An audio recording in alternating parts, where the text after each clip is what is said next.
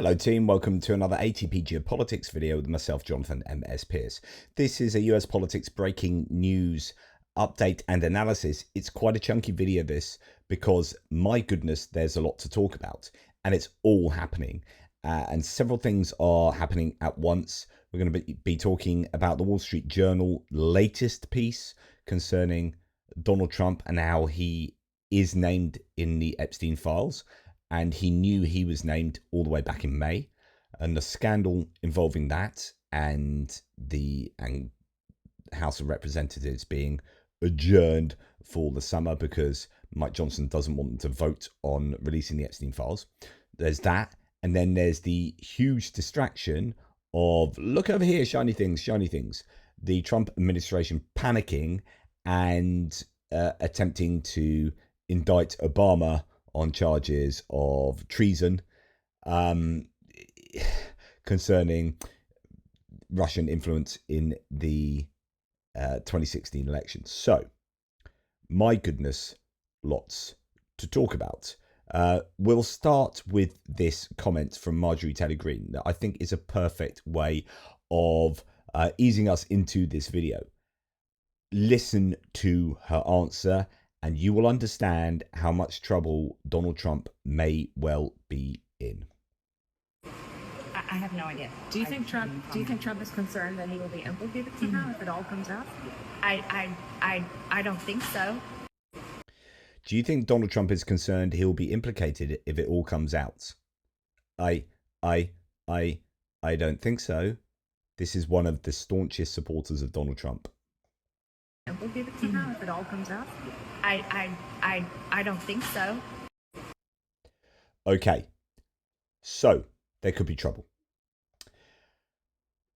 Mike Johnson, the majority speaker for the House of Representatives, has shut down the House until September to block the Epstein vote. This is massive admission that they are in panic mode, the Republicans. They know Donald Trump is going to be in all sorts of trouble if these Epstein files get released and there's a vote that's forced through the House that seeks to release them. If that happens, Trump is going down, possibly. That's, I think, what we can infer from this. Speaker Mike Johnson said votes would end Wednesday night in what he called an effort to avoid political games related to the handling of the Jeffrey Epstein files. Here we have the Financial Times. Mike Johnson shuts the US House early to avoid Jeffrey Epstein vote. Top Republicans seek to quell Democratic scrutiny of Trump's links to paedophile financier. Now, what is incredibly ironic here is this is exactly what Republicans wanted running up to the election. Many Republicans were running on getting these files out in the open because the received wisdom was that Democrats would be implicated in these files, that this will absolutely be the end of people like Bill Clinton, Bill Gates, blah, blah, blah, blah, blah. But of course, when your own peeps are in there, you start acting a little bit differently. So Speaker Johnson will send members of Congress home early to avoid a vote on releasing the files relating to Jeffrey Epstein. Johnson said that the Democrats were playing political games by trying to force votes on measures that would require the US Department of Justice to release documents relating to the life and death of the disgraced financier. This is hilarious. I mean, it's ridiculous. And Mike Johnson's like, I can't believe they're playing, quote, scare quotes, political games to try and force the release of these documents. That's exactly what you and others, I'm sure, I'm not 100% sure that Mike Johnson has asked for this before, but my goodness, a lot of the Republican base and many Republican Congress people have been asking for these to be released. And as soon as it looks like they're going to be forced to be released, he's like, oh, you're playing political games. Absolute hypocrisy. He said Democrats were using the Epstein case as a political battering ram, adding, we're not going to allow them to engage in that charade anymore. My goodness. Okay, here's Mick Mulvaney on Piers Morgan talking about how unusual it is for the House to be sent home this early. I've never seen this happen before. I've been in Washington for 15 years. I was in Congress for 6. I was in the White House for 4. I don't remember ever seeing Congress just shutting down this early in July and leaving until September. Keep in mind, and I know that's not what this segment is about, but there's a lot of other things that Congress needs to be doing. The federal government runs out of money the end of September, so they're staring at a federal shutdown. If they don't pull something off when they get back. This is a big, big deal. And I think it comes back to the point you guys have raised. They don't know how to handle it. Everybody's confused because Trump did make a big deal about this for a long time. I thought rightly so. And then just to sort of turn on a dime and say there's nothing to see here, as a bunch of people scratching their heads. One of the most interesting things I've learned in this interview, is a bunch of fascinating stuff. But you had Lauren Boebert on there. I don't think you'll find anybody more pro-Trump than Lauren Boebert in the United States House of Representatives.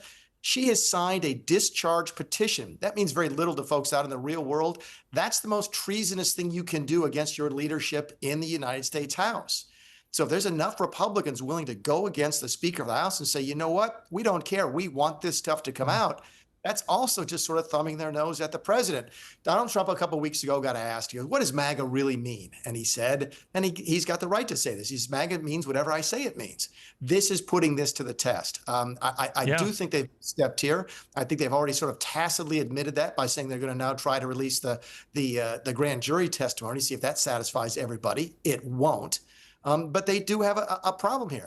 I've never seen That's an absolutely fascinating synopsis from Mick Mulvaney. He's absolutely spot on.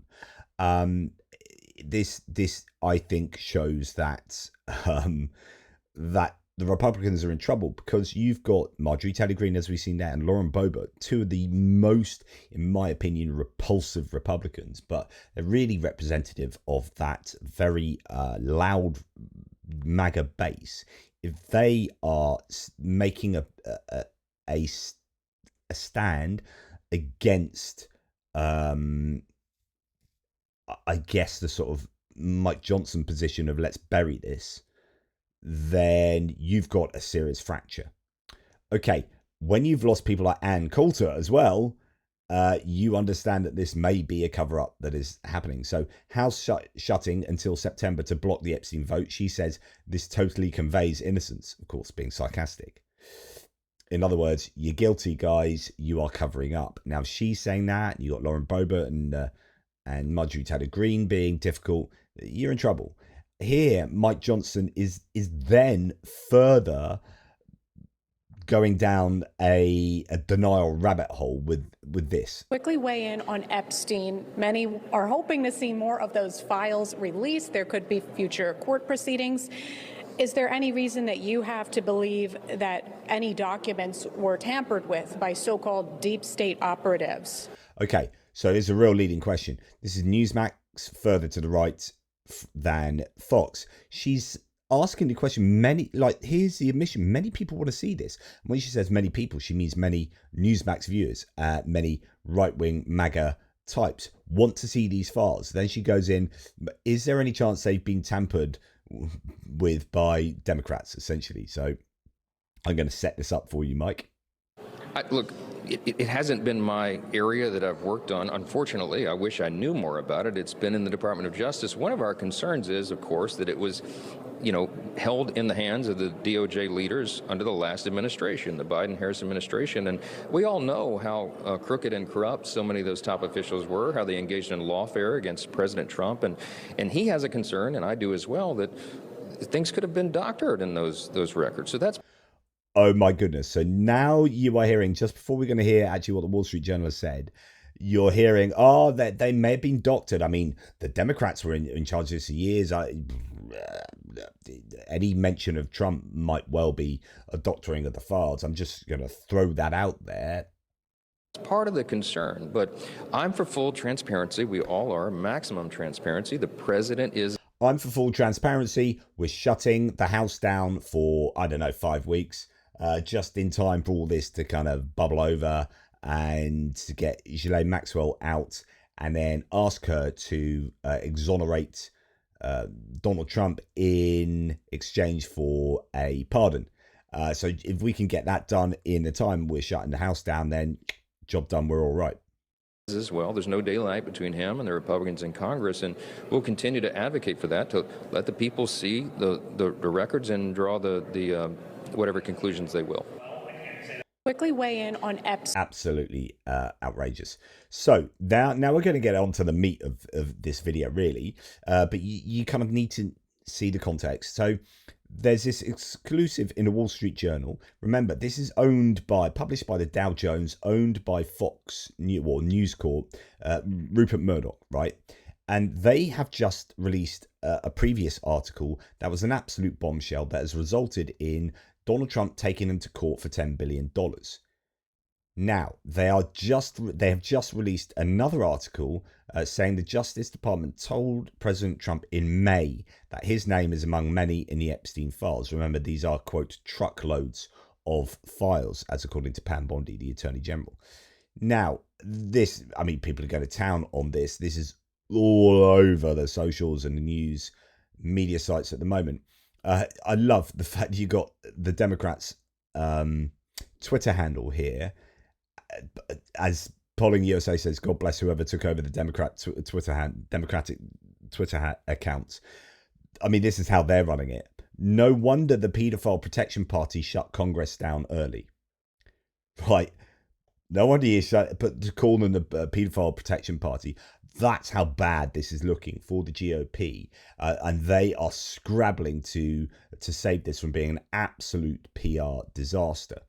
Okay, but the critical point, as I was kind of alluding to here, is that the Wall Street Journal, says John Jackson, dropped this story after, so the one you're just about to hear about, after being sued by Trump for its earlier piece about the Epstein letter. So it means they're going to fight in the litigation. So I've been asking over the last few days, what will Murdoch and News Corp do? What will the Wall Street Journal do? Will they fight this in court? Or will they roll over and have their belly tickled and pay Trump money like we've seen Paramount do and like we've seen Disney do? Disney with ABC News and Paramount with CBS News. They were taken to court frivolously by Trump and settled out of court as a way of paying Trump so that there was nothing to see here. And they could be in Trump's good books. Now, Fox or Murdoch has that opportunity. Does he kind of roll over, settle out of court and say, right, we'll be nice to you from now on? Thing is that Murdoch owns Fox News, and Fox News and Wall Street Journal. Fox News has been really on Trump's side and not really reporting much of what's been going on in the Wall Street Journal scoops. So how are they going to treat this? Anyway, the fact that the Wall Street Journal now has, and some were saying this is a tip of the iceberg, referring to the first Wall Street Journal article. If this really is a tip of the iceberg, they've got more to come. And this is just the next step along the way. And this is the Wall Street Journal clearly saying, and Rupert Murdoch clearly saying, yeah, we'll see you in court. Now, the problem for Trump is if he does actually go to court against News Corp, everything comes out in the open. Those Epstein files then start getting brought into the courthouse. And all the details about Trump's relationship to Epstein will be aired in public. So Trump, though he's threatened News Corp, News Corp and I think Dow Jones as well, and two journalists with this court case, he will absolutely not want to go to court over this. And I guess Rupert Murdoch knows that. And that is leverage he has over Trump. He's like, yeah, you want to go to court? You really want to go to court? You want to go to court? No, you don't. So we're going to keep going, and we're going to keep going, and we're going to keep going. And this could be Rupert Murdoch asserting power over Trump. I mean, it's quite incredible here that you think Trump's the most powerful person in the world. He managed to win that titanic battle between himself and Elon Musk, and it's worth recalling what Elon Musk said: the truth will out. Mark this tweet, it will come out, blah blah blah. He's in the files, that's why he doesn't want to release them. We're going to come to the timing of when Elon Musk said that previously in a second. But Trump beat Elon Musk effectively, although he's still sort of hanging around the sides. The Wall Street Journal here, Rupert Murdoch, could be asserting power over Trump. So It means they're going to fight in the litigation, that they're not afraid of Trump, which should terrify him because discovery will expose all. Fascinating. Brian Tyler Cohen has just said, MAGA voters, Rupert Murdoch's Wall Street Journal confirmed Trump is in the files. Pam Bondi, the Attorney General, knew. Kash Patel, the FBI chief, knew. Tulsi Gabbard, the Director of National Intelligence, knew. Dan Bongino, the Deputy FBI Director, knew. They hid it from you, and Trump thought you were so stupid that all it would take is him yelling, Obama, to get you to look away. And we'll come to that in the second half of this. Not only do they think you're stupid, but the guy who promised to expose the truth about Epstein may actually himself be implicated. Wow. So let's go to the Wall Street Journal piece, which it doesn't have that much to it, this piece, but it's the idea, the simple idea that Trump knew in May that he was implicated in, or he's in the Epstein files multiple times, and that I think was enough to cause panic since then, and it's meant he subsequently lied to the public. I mean, we know lies all the time, but now we've got more evidence that he's lied about, you know, whether he was asked directly about this previously. So let's go through this to some degree. We're not going to go through the whole article. Justice Department told Trump in May that his name is among many in the Epstein files. Pam Bondi also told President at a meeting that Justice decided to not release, that's the Department of Justice, to not release more Jeffrey Epstein documents because of the presence of child pornography and the need to protect victims. We'll come on to that in a second because that's a really problematic defense. Right, when Justice Department officials reviewed what Attorney General Pam Bondi called a, quote, truckload of documents related to Jeffrey Epstein earlier this year, they discovered that Donald Trump's name appeared multiple times, according to senior administration officials. In May, Bondi and her deputy informed the president in a meeting in the White House that his name was in the Epstein files, the official said. Many other high-profile figures were also named, Trump was told. Being mentioned in the records isn't a sign of wrongdoing. So this is true. Just being in the files doesn't mean you are implicated in any kind of morally culpable way. You just might be associated with Jeffrey Epstein, and you feature in files and on flight logs and whatnot, but you've not done nothing wrong. And that could well be the case for Trump. The problem for Trump is that he has admitted previously that he knows that Jeffrey Epstein likes them young. I mean, that famous quote from him many years back. And he was best friends with Jeffrey Epstein for over 10 years, according to Jeffrey Epstein himself, speaking to Michael Wolff, the author. So there is absolutely no way Donald Trump wouldn't know what Jeffrey Epstein was up to. So it becomes really difficult for him to appear in those files and be completely innocent. I mean, it's not to say he did anything wrong, but there's some kind of complicity when you understand what's going on, but don't make a stand against that. You don't dob him into the police. You don't call him out for that. He's actually, that letter that the Wall Street Journal included or had that scoop about in their last big exclusive, intimated that Trump knew he had a secret. We both have these secrets, and we share common whatever it was. They're just very dodgy things to say given what we know about who Jeffrey Epstein was. So it's very difficult for Trump to be completely innocent here. Now, the officials said it was a routine briefing that covered a number of topics, and that Trump's appearance in the documents wasn't the focus. They told the president at the meeting that the files contained what officials felt was unverified hearsay about many people, including Trump, who had socialized with Epstein in the past, some of the officials said. One of the officials familiar with the documents said they contain hundreds of other names. They also told Trump that senior Justice Department officials didn't plan to release any more documents related to the investigation of the convicted sex offender because the material contained child pornography and victims' personal information, the officials said. Trump said in the meeting he would defer to the Justice Department's decision to not release any further files. That's I think a poor bit of rationale for not releasing the files in any way, because you can easily not release that stuff. Like you don't have to release videos of what was actually going on. Like that's completely unnecessary. And you can very easily not do that. So using that as a defense not to release any more files or any more information from the files is a cop-out, an absolute cop-out for the Justice Department.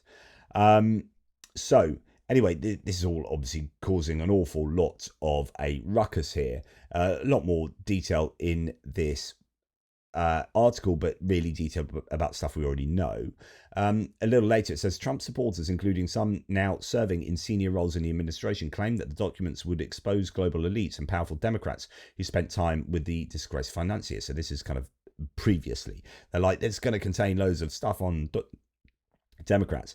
The decision to not release the files has triggered the most serious backlash from Trump's political base since he launched his bid for the White House a decade ago, with a vocal group of the president's allies seeing the move as a massive betrayal. Trump has told administration officials in recent weeks that he wanted the growing public attention on Epstein to go away. And apparently he's been very angry about this as well, according to some sources. Anyway, that's my side. On Tuesday, House Speaker Mike Johnson cut short the legislative session as some lawmakers demanded votes on more releases related to the Epstein files.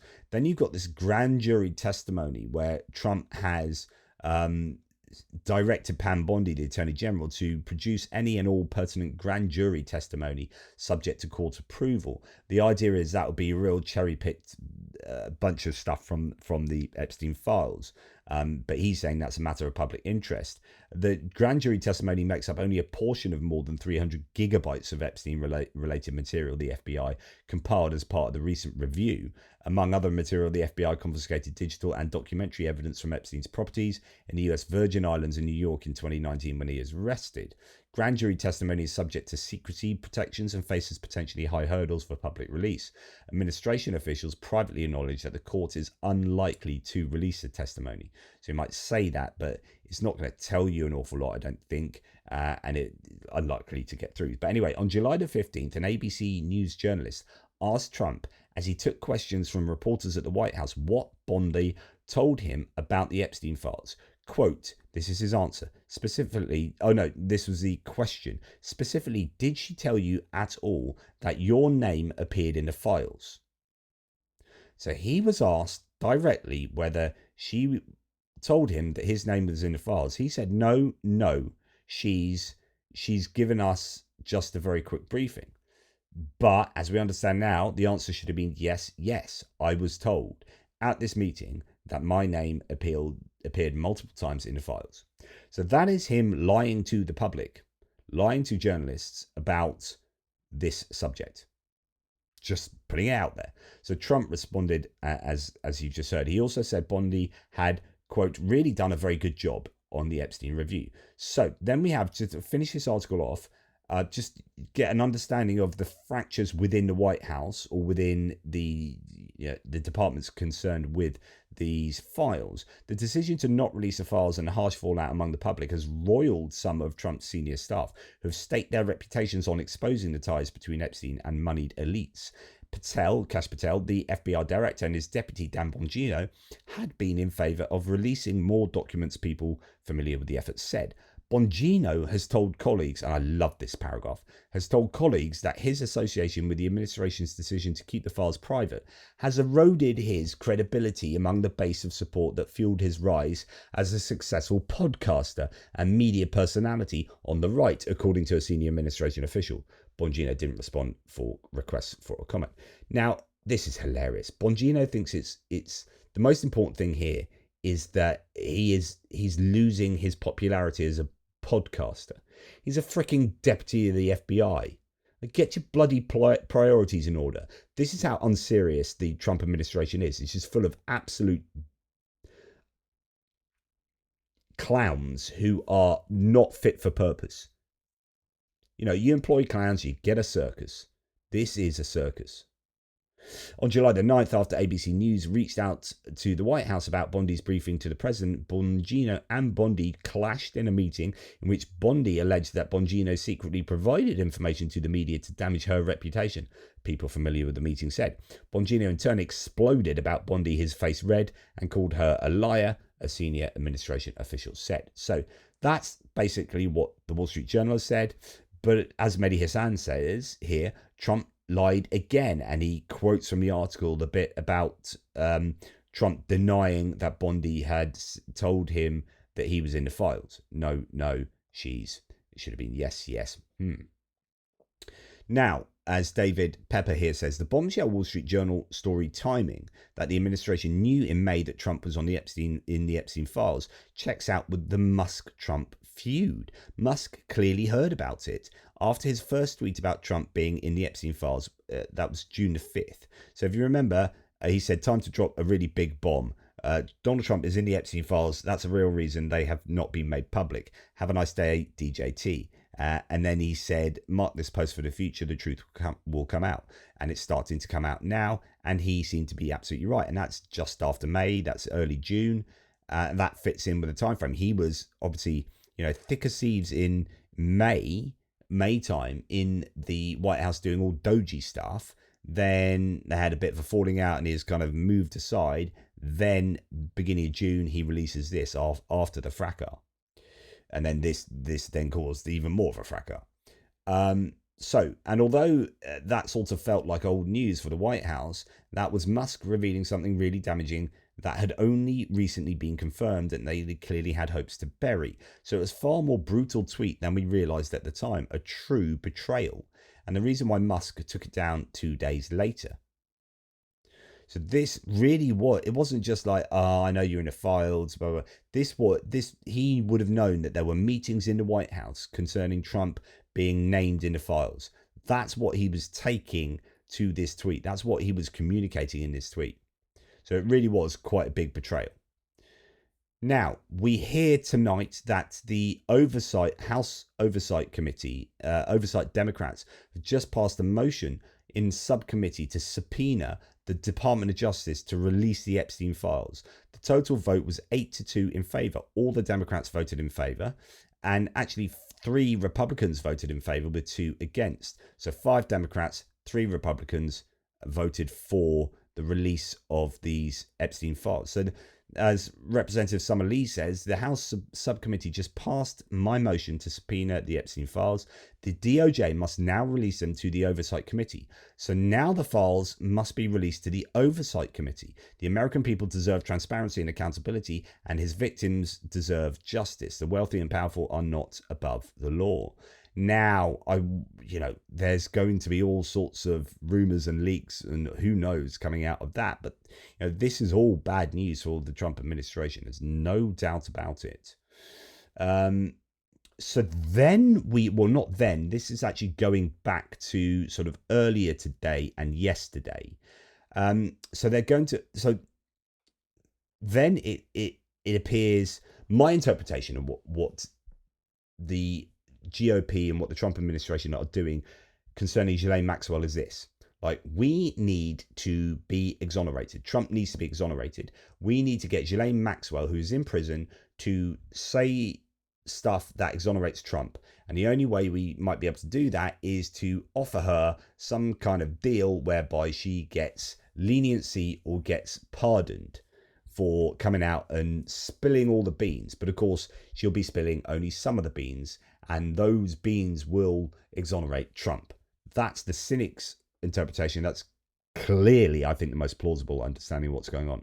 And when you start joining the dots here, it seems incredibly plausible, because Todd Blanche, Trump's previous personal lawyer, is the person that's getting involved with speaking to Ghislaine Maxwell. So Todd Blanche says, justice demands courage. For the first time, the Department of Justice is reaching out to Ghislaine Maxwell to ask, what do you know? At Pam Bondi's direction, I've contacted her counsel. I intend to meet with her soon. No one is above the law and no lead is off limits. So it sounds all fantastic, doesn't it? You're going to spill all the beans. It's going to be all outed. But until you realize who's doing it and how they're arranging it. So some more details on this. So Melanie Derigo says they are going to pardon Ghislaine Maxwell in exchange for her silence on what she knows about Trump and Jeffrey Epstein. The cover-up will continue and the Trump administration will rewrite the entire official history, release it and treat it as fact. Pay attention. I think that's correct. So the DOJ announces that Deputy AG Todd Blanche will be meeting with Ghislaine Maxwell to find out what she knows. Note that Todd Blanche was once Trump's personal lawyer and that Trump wished Ghislaine Maxwell well after getting indicted. Do you honestly trust this crap? Says Brian Krasenstein. And here we have Todd Blanche saying what we heard him say earlier in response to Attorney General Pam Bondi saying, this Department of Justice does not shy away from uncomfortable truths, which is actually, she's stating Todd Blanche. So Todd Blanche is reposting his own statement. Nor from the responsibility to pursue justice wherever the facts may lead. The joint statement by the DOJ and FBI on July the 6th remains as accurate today as it was then, blah, blah, blah. And Todd Blanche then said what I've just read to you previously. Bill Madden replies to this. You cannot make this stuff up. Trump has ordered his Attorney General Pam Bondi, who has ordered Trump's personal attorney Todd Blanche, to cut a deal with Ghislaine Maxwell to make sure she exonerates Jeffrey Epstein's best friend, wingman and pedo bro Donald Trump, who is the most infamous sexual predator in the world. Pedogate is the biggest political cover-up in American history. There's nothing these sick pedo protectors will not do to prevent the release of the Epstein files and shield the pedophile president. Okay, going to town on this, but this is all going to be hitting home, and this will gather momentum, especially since it's clear that they don't really want to speak to Ghislaine Maxwell in a way that properly, in a way where she actually speaks the truth, at a place where she can be cross-examined or asked questions that will clearly implicate Trump. So, House Oversight Chair James Comer, who is complete Trump acolyte, says, well, it doesn't say, he has subpoenaed Ghislaine Maxwell, but to testify under oath in the federal prison in Tallahassee on August the 11th. What a joke. She should testify, says Republicans against Trump, before Congress, in public, not behind bars to a Trump loyalist whose only goal is to shield Trump. When you understand how she's going to be interviewed and how secretive it's going to be, and that James Comer is behind it, then you know this is just a big cover-up. Chris Jackson says, unbelievable. My guess is that the files were scrubbed. Ghislaine Maxwell cut a deal, will walk free, and now she'll lie to protect the elite. The only names left in those files, Trump's political enemies. The rest got erased. This was never about justice. It was a cover-up. In answer to... In answer to a tweet from David Oscar Marcus saying, quote, I can confirm that we are in discussions with the government and that Ghislaine will always testify truthfully. We are grateful to Donald Trump for his commitment to uncovering the truth in this case. David Oscar Marcus, we have no other comments at this time. So he is part of the counsel for Ghislaine Maxwell. So already saying how wonderful Donald Trump is. We are grateful to President Donald Trump for this commitment. So the attorney for the convicted sex trafficker of minors, Ghislaine Maxwell, we are grateful to President Trump for his commitment to uncovering the blah, blah, blah, blah, blah. Another sure sign that the fix is in. Yeah. So why this all matters is that Donald Trump is in trouble with the polls. And while it's a long time until an election, November 2026 for the midterms, like, he is tanking in a way that is pretty much unprecedented. So the president says things are great. What do the voters say? No, I think is the answer. 6 months in, the rules of political gravity absolutely apply to Donald Trump, and the USS Donald Trump is taking on a lot of water. What are we talking about? Trump's net approval rating. Look, he started off back in January +6 points on the net approval rating, -3 in March, -7 in May, and now he's at a term too low at -11 points. His net approval rating has dropped nearly 20 points in the aggregate since the beginning of his presidency. The American people do not like what they're seeing, and Donald Trump's administration is in a ton of trouble at this point in the minds of the American voters. Well, on what issues do the American voters seem to disapprove of him? They disapprove of him on all of the issues. He's underwater on all the major issues of the day. Trump's net approval rating on all the major issues, -5 points in immigration, his best issue. He's underwater. How about the economy? That was what he was elected for. -14 points. How about foreign policy? -14 points. How about trade and those tariff wars? -15 points. And of course, the Epstein case, the lowest of the bunch, -37. And that will be old data, as in that would be from last week sometime at the very latest. and that's significant because that will only get worse. I was listening to another pollster today that was saying, look, the early signs that this is not maybe a percentage of the generic ballot, which means that, who would you vote, Democrats or Republicans? And that might sound like a small amount, but when you're talking about, 350 million people in the country, not that many voters, of course, then, 1% is a really significant amount of people. So, it's not looking good. Points, 37 points below water. My goodness gracious, on every single issue, Donald Trump is below water on all the major ones. They're all dragging him down. No matter, it seems, what Donald Trump does, the American people do not like it. And that is why at this particular point, he's at a term 2 low. It's interesting because this is the issue that may be on the top of many people's minds as members of Congress head home for this extended summer recess. And it's his worst one. I'm not sure that House members will be excited to see that number as they leave Washington today. So where does his overall approval rating stand compared to other presidents? Okay, I do have one piece of good news for Donald Trump, and that there is one other presidency that has a lower net approval rating at this point than this one.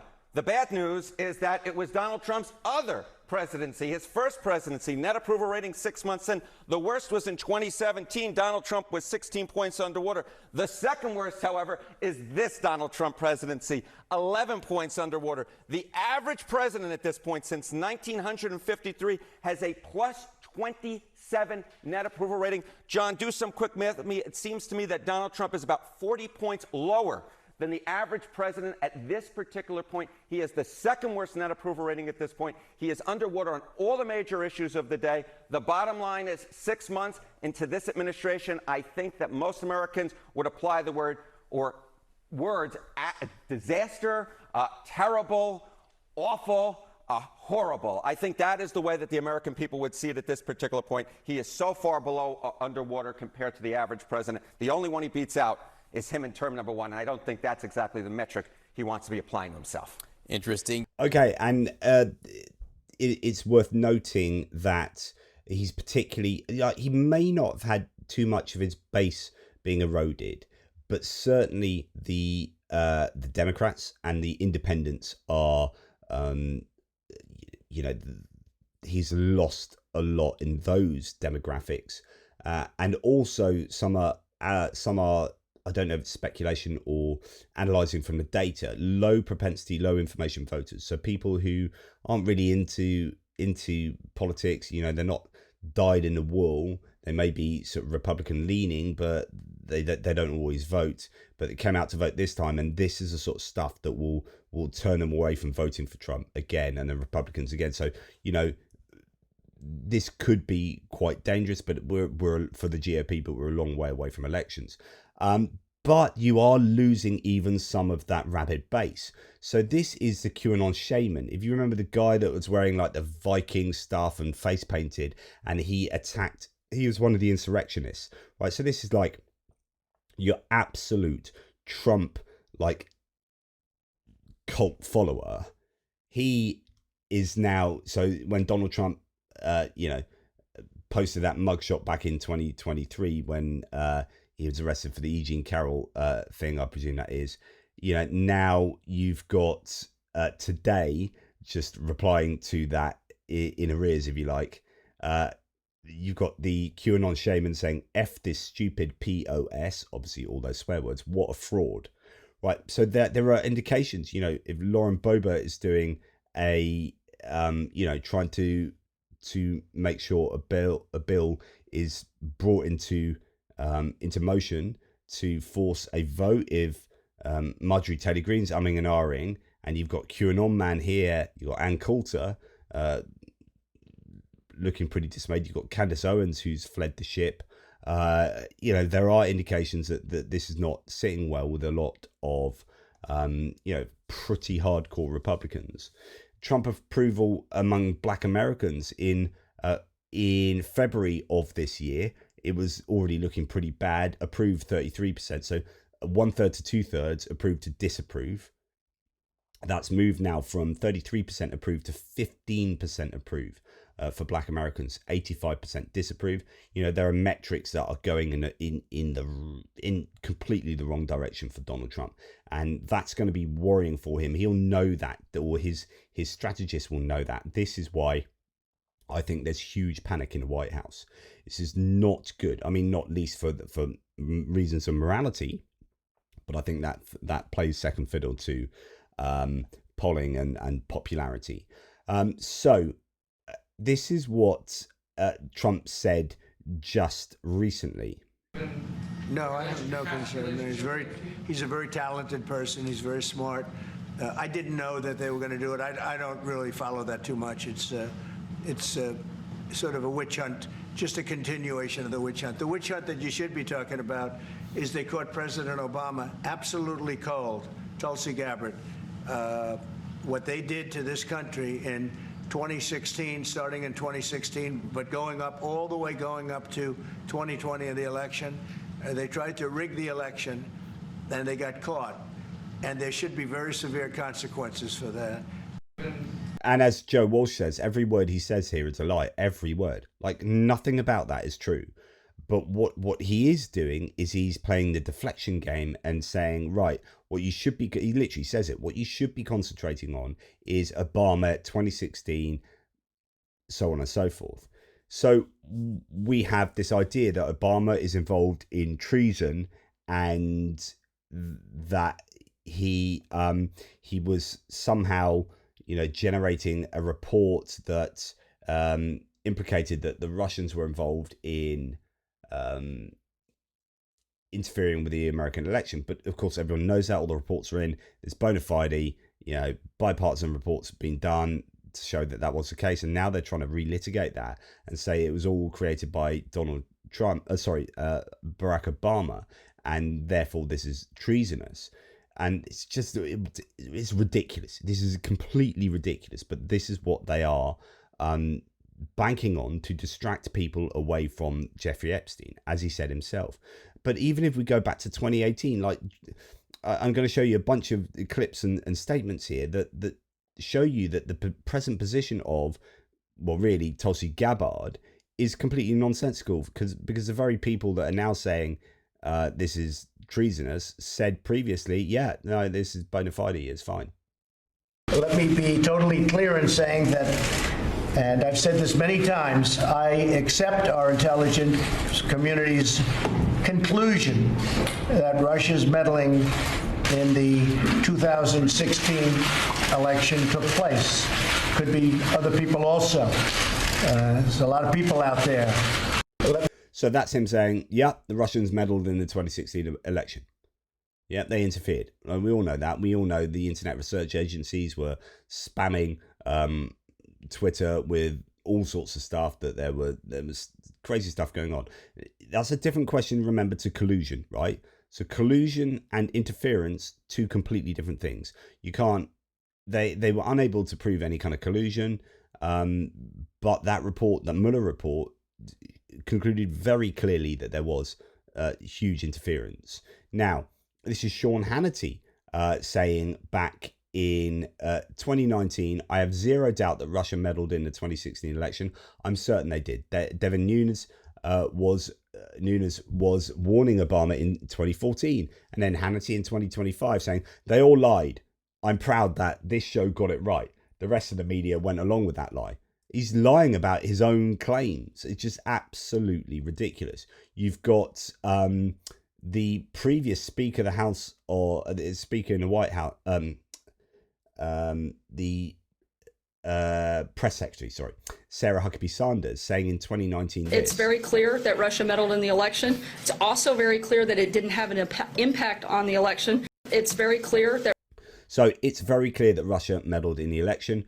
But what we are now seeing is some kind of historical revisionism where Tulsi Gabbard is trying to claim that this is not the case and that this is all part of an Obama hack and whatnot, or an Obama plan. So as Mika Irfan says, this is blatant historical revisionism, and we're going to come on to what this is. Of course, Russia meddled in the 2016 election. The facts are overwhelming. One example, the DNC was hacked. Trump's DOJ, his own DOJ, Department of Justice, indicted 12 Russian intelligence assets for their role in hacking the DNC. Like, his own government indicted 12 Russian intelligence officers for hacking offences related to the 2016 election. Like, but now suddenly, no. And then Tulsi Gabbard herself on Joe Rogan back in 2018. I think when you're talking about, and there's so many, I don't know, I'm kind of going in a few different directions here with these social media giants, how they're being misused to further certain agendas in different ways. But when you're talking about like these Russian troll farms that you mentioned, what is missing from all of the news coverage around this and all of the outrage about how this foreign country is trying to influence our elections, which is wrong and which the American people need to be aware of where this information is coming from. Okay, and so on and so forth. I won't play you in the next 2 minutes, but there you got it. She's saying, it's wrong. They've been meddling, foreign influence in our elections. And now you'll find out she's now trying to do as follows. This is the Pod Save America lot talking about what she's now up to. The Obama conspiracy actually launched on Friday when Tulsi Gabbard, who is for some reason our director of national intelligence, unspooled a bunch of red string to allege that Obama and his administration engaged in a, quote, treasonous conspiracy to, quote, subvert the will of the American people, end quote, by telling the public that Russia tried to interfere in the 2016 election, by disseminating hacked emails, and they also conducted an influence campaign to undermine Hillary Clinton and help Donald Trump. A conclusion reached by everyone who's ever investigated this for the last 10 years, including the special prosecutor Trump appointed and the guy who's currently serving as his Secretary of State and National Security Advisor, Marco Rubio. But here's Tulsi Gabbard trying to explain this conspiracy, which she alleges is new, to Maria Bartiromo on Sunday. Now, Director of National Intelligence Tulsi Gabbard revealing what this audience has known all along. Creating this piece of manufactured intelligence that claims that Russia had helped Donald Trump get elected contradicted every other assessment that had been made previously. So the effect of what President Obama and his senior national security team did was subvert the will of the American people, undermining our democratic republic, and enacting what would be essentially a years-long coup against President Trump. Accountability, action, prosecution, indictments for those who are responsible. So we already know that Tulsi Gabbard has spent a long time retweeting Russia Today. We know she is in the pocket of the Kremlin. Right, and here she is. I can't tell you how dangerous this is.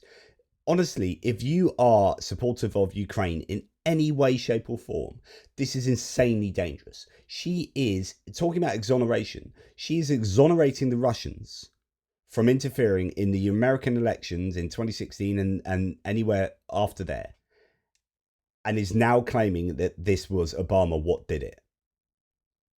This is an upside down world. The enemy is now a former president, an American, a well-liked former president. He's now the enemy. And Vladimir Putin, you're all right, mate. You haven't done anything wrong. You know, that Internet Research Agency, the one that I was just mentioning back in 2018 with Joe Rogan as saying it's something we've got to be worried about. Anyway, now 7 years later, it's much more convenient for me to say that actually it was just an Obama plan. This is so dangerous. This is dangerous. Dangerous. Anyone want to unpack why this allegation is completely fucking insane? Sure. So if I went and looked at the Gabbard, the report that they put out, and having seen all these stories about what she's alleging, and what is shocking when you look at what's actually laid out and what makes it such a hard story to explain to people is there's nothing to it. There's nothing to it. What she walks through in actually pretty good detail is a good process, a process by which the intelligence community looked at what happened in the 2016 election and came to the conclusion that Russia did try to influence the outcome, that it wasn't just to undermine democracy, but to help Donald Trump win, that it did this through a means of a mix of covert and public efforts, but that while it did steal voter registration information from certain places, it didn't ultimately hack any voting systems or affect any voting tallies. And the intelligence community reaches this conclusion, and the Obama administration puts that conclusion forward and actually does something far more responsible than Donald Trump ever did, which is not say what would have been the most fun and easy political point, which is actually the election was stolen and Russia stole the election, but was very careful, right? She lays that out in great detail, but then claims somehow that because the intelligence community didn't conclude that the voting systems were hacked, therefore, this has all been a conspiracy by Barack Obama to commit some kind of a coup after the fact, even though Donald Trump became president. I don't like, it doesn't make any fucking sense. We all keep having a version of this conversation, which is like, am I missing something? Because I just feel like this just doesn't make any sense at all. It'd be like they're saying they're releasing new intelligence that shows Russia didn't launch a cyber attack on our election infrastructure that altered the outcome, which is exactly what the Obama administration has said. What they said. And they're trying to make it sound like that's a smoking gun that proves that the Russians didn't interfere in the 2016 election. But as you mentioned at the top, we know that they did, in part because the Senate Intelligence Committee, then led by Marco Rubio, now the Secretary of State, conducted a 3-year investigation that determined Russia waged an aggressive effort to interfere in our election. They said that Russia didn't change vote totals, but they probed voter infrastructure in all 50 states, including voter registration databases, election websites, and they did a social media campaign to influence public opinion. And we also know that in 2022, Yevgeny Prigozhin, a now dead Russian oligarch, because Putin put like a grenade on his plane or something. It's like being an Iranian nuclear scientist. Yeah, he confirmed on the record that they interfered. He said, "Gentlemen, we have interfered, we are interfering, and we will interfere." and he was indicted in 2018 by the Trump administration. And Prigozhin was sanctioned in 2018 by the Trump administration. Was Stephen Mnuchin, the Treasury Secretary at the time, in on this? It's crazy. The weird thing is, I feel like a moron even getting into the details here. Yeah. But if you read Tulsi's report, which I encourage everyone to do, the report doesn't refute the idea that Russia interfered with the election. Basically what happens is, so the election happens. Right after the election, the intelligence community assesses that Russia was involved in hacking the DNC and hacking those emails and sending them to WikiLeaks as a carve-out to disseminate the hacked emails, right? And they also, by the way, they say right after the election, oh, we don't think the election was hacked in any way, right? Then being responsible, being incredibly responsible. But then around in December, they're going to have like a briefing with Obama, right, where they tell him, okay, well, we don't think Russia hacked the actual election. We've determined this. But they have this meeting, and then after the meeting, they're like, well, but they did conduct these influence operations, right, which is the hacking and dumping of the DNC emails and the social media campaign, which comes a little bit later. And so then Obama orders an intelligence assessment, right, that to figure out how Russia went about conducting this influence campaign.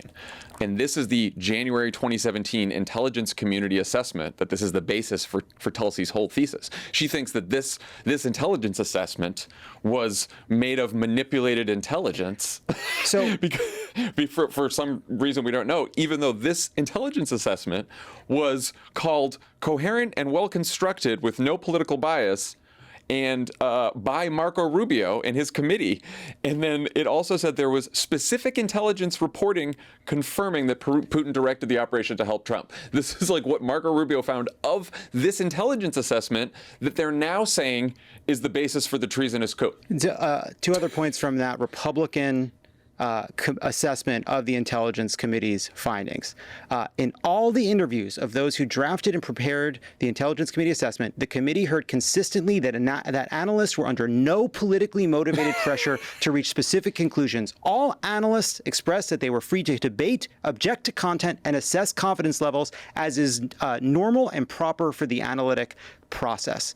The other part of this that I think is important is the reason the administration put out this report was not because they were trying to undermine Trump as he becomes president. It was because this is an ongoing threat. They were worried about Russia using these tactics in elections around the world. They're worried about what would happen in future American elections. They were worried about the fact that, yes, in this case, Russia hadn't altered vote totals, or they didn't find evidence of that, but they did, as Tommy pointed out, hack a bunch of systems to get a bunch of information and voter registration data. It was dangerous. It's an ongoing threat.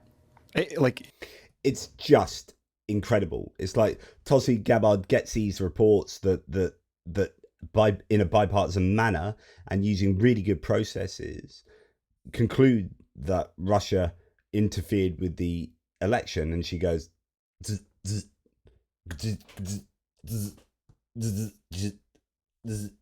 Obama did it. Obama did it. What are you short circuit? What is going on in your brain? And it's just desperation, absolute desperation. But we've got to a point where the Trump administration, and they're adept at this, they just lie and make claims and assert things, and then they assert it so much that people find it credible. It's like the mere exposure effect I've talked to you about before. It's like the more you hear and something, the more something is said, the more credible it becomes. You just say it over and over until people think it's true. That appears to be what's going on here. Tulsi Gabbard goes on Newsmax, whose board of director is Alex Acosta, who gave Epstein his sweetheart deal. Gabbard says she'll release more Trump-Russia files tomorrow related to Obama. Fact check, Russian hackers did seek to help Trump win the election. This is a fact. I mean, it's just incredible stuff. Caitlin Collins really put her on the spot here. I think this is a really good question from CNN's Caitlin Collins. Two questions for Director Gabbard, just on this. Director Gabbard, you referenced the past intelligence reports and assessments on this, including that 2017 one that was signed off, as Ed noted, by every Republican on the Senate Intelligence Community, including the acting chair of the time, now Secretary of State Marco Rubio, who said in a statement that they did not find any evidence of Russian collusion, but they did find, however, is very troubling, and they found irrefutable evidence of Russian meddling. One, are you saying that he's wrong in that statement that he made then? And secondly, what would you say to people who believe that you're only releasing these documents now to improve your standing with the president after he said that your intelligence assessments were wrong? So, wow. So, of course, the president previously had said, you know, that her intelligence assessments were wrong about Iran. And are you releasing these to improve your standing with Trump after he said that you were wrong previously? Is this just your attempt to cozy up to Trump? Absolutely incredible. Anyway, I'm not going to play you the answer because it's a whole lot of nothing. And then Caroline Levitt just steps in and takes over and then says a whole lot of nothing as well. And just, they don't really answer the question. So here we have another excerpt from that presser with Tulsi Gabbard. Any of this new information implicates former President Obama in criminal behavior? We have referred and will continue to refer all of these documents to the Department of Justice and the FBI to investigate the criminal implications of this. For even former President Obama? Correct. The evidence that we have found and that we have released directly point to President Obama leading the manufacturing of this intelligence assessment. There are multiple pieces of evidence and intelligence that confirm that fact. Wow. I'd like to see that. And then we have this from Tulsi Gabbard as we come towards the end here. The committee spent several years looking into this and unanimously agreed in a bipartisan fashion, Secretary of State Rubio was a member of that committee, that there was no political interference. There was a years-long Justice Department investigation into this as well that also concluded no political interference. So help us, from a 50,000-foot level, explain, what do you now have that refutes those two? Sure. I will encourage you, in my role as the Director of National Intelligence, my job, again, as I said when I came into this role, was to make sure that we are telling the truth to the American people and that we are ensuring that the intelligence community is not being politicized. So I'm not asking you to take my word for it. I'm asking you and the media to conduct honest journalism and the American people to see for yourself in the documents that we've released now, close to 200 pages, that point in multiple references, multiple examples, to include comments that have been made by senior intelligence professionals, who are some still working within these agencies today, that confirm the conclusions that we have drawn, that President Obama directed an intelligence community assessment to be created to further this contrived false narrative that ultimately led to a years-long coup to try to undermine President Trump's presidency. So she absolutely does not answer the question. What do you have now that disproves those previous positions from people like then Senator Marco Rubio? Blah, blah, blah, blah, blah, blah, blah, blah, blah, blah, blah, blah, blah, blah, blah, blah, blah, blah. Okay, that was a whole lot of nothing. It was just like complete hot air. Yeah. Anyway, now Fox News apparently have published an op-ed warning Tulsi Gabbard's Obama accusations are a dangerous effort to rewrite history. Fox News are in an op-ed writing against Tulsi Gabbard's position. Fox, it's going to be interesting how Rupert Murdoch plays it with regard to Fox. It's clear that Wall Street Journal is standing its ground at the moment. How is Fox News going to be reporting all of this? Interesting to see. Right, I'm going to leave you with Rick Wilson from the Lincoln Project, former Republican, talk about all of this. Look, Katie, I think that this is a profound tell on the part of Donald Trump. This is a real understanding of what scares him. Donald Trump is not a brilliant man, but he has a certain degree of feral cunning about things that endanger him personally or legally or politically. He has a keen sense of those things. He senses that the Epstein matter is so devastating that if it fully comes to light, it was so devastating that he sent 1,000 FBI agents to scrape through every single piece of information that the DOJ had to ensure his name, that they knew everything that was there. This is a guy who acts guilty, sounds guilty, looks guilty, smells guilty.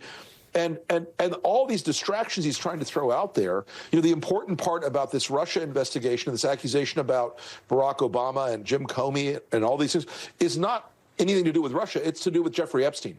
This is all. Epstein has become the thing that is consuming his brain. It is wearing him down. He looks and sounds, as you point out correctly, much different about this. It's not swagger. It's not good different. It is scared. This guy is terrified of what's in those, the knowledge that could be in this stuff. And look, I don't know that or think that there are videos of Donald Trump and underage girls or whatever it is, but he also wished Ghislaine Maxwell well when she got sentenced. Who says that about a notorious sex trafficker? Who says that about a person who got sentenced for 20 years in prison for trafficking underage girls? This is there's a missing point here, a missing gear in this machine with Donald Trump's relationship with Epstein. It has thrown his administration completely off course, and it's thrown him completely off his game. Absolutely spot on. So this is just a massive attempt to bury the story of the Epstein files.